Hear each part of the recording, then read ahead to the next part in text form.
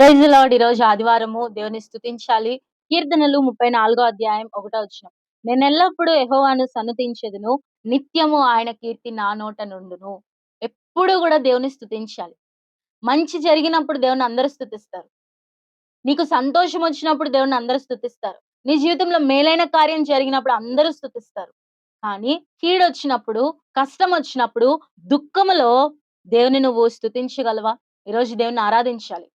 నీ జీవితంలో ఎలాంటి సమస్యున్నా కూడా నువ్వు దేవుడిని ఎందుకు ఆరాధించాలో ఒక్క విషయం చెప్పనా? ఆయన నీకు రక్షణిచ్చాడు. ఒకవేళ నీకు రక్షణ ఇవ్వకపోతే ఒకరోజు నువ్వు మరణిస్తావు. ఖచ్చితం. ప్రతి ఒక్కరు గూడా భూమి మీద జన్మించిన ప్రతి ఒక్కరు గూడా మరణించాల్సిందే. నేను మరణించనండి, నేనిక్కడే ఉంటానండి అని చెప్పేవాళ్ళు ఎవ్వరు గూడా లేరు. మరి మరణించినప్పుడు నువ్వెక్కడికెళ్తావు? రెండే స్థలాలు పరలోకమా? నరకమా? ఒకవేళ నువ్వు నరకానికి వెళ్తే నువ్వు అగ్నిలో కాలిపోతావు.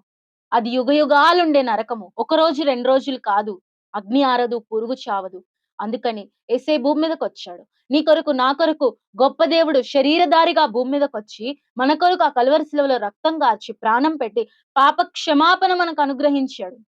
నీ నోటితో ఒప్పుకొని, నీ హృదయమందు విశ్వాసముంచితే చాలు, నీకు రక్షణ అనుగ్రహిస్తూ వచ్చాడు.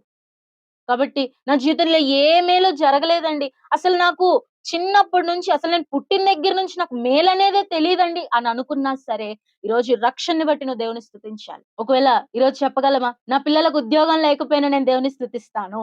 నాకు ఇల్లు లేకపోయినా నేను దేవుని స్తుతిస్తాను. నా సంపాదన నాకు సరిపోకపోయినా నేను దేవుని స్తుతిస్తాను. నా పిల్లలకి వివాహము ఆలస్యమైన నేను దేవుని స్తుతిస్తాను. నా కుటుంబంలో మేలు జరగకపోయినా, భౌతికమైన మేలు జరగకపోయినా నేను దేవుని స్తుతిస్తానని చెప్పగలమా? ఎందుకంటే ఆత్మీయమైన మేలు ప్రతి ఒక్కరికి జరిగింది. అది జరగలేదు అని చెప్పడానికి ఎవరు గూడా సాహసించలేరు. ఎందుకంటే దేవుడు అందరి కొరకు ప్రాణం పెట్టాడు. అది ఆత్మీయంగా దేవుడు జరిగించిన మేలు.